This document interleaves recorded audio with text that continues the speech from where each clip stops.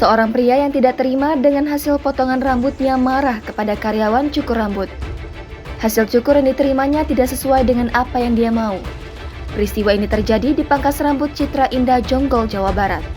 Dalam video viral yang beredar, pria tersebut membawa senjata tajam mengejar karyawan cukur rambut. Tampak korban yang menggunakan baju berwarna putih yang sedang melihat ponselnya tiba-tiba lari ketakutan. Video ini viral sejak Sabtu, 29 Januari 2022. Kapolsek Jonggol, AKP Sularso menuturkan peristiwa itu terjadi hampir 1 pekan yang lalu. Kedua pihak dalam video itu pun kini sudah bersepakat berdamai. Sularso menyebut pria yang diduga pelanggan yang marah itu sempat ditemani saudaranya saat berdamai. Hingga kini, korban yang merupakan tukang cukur tidak membuat laporan ke kantor polisi.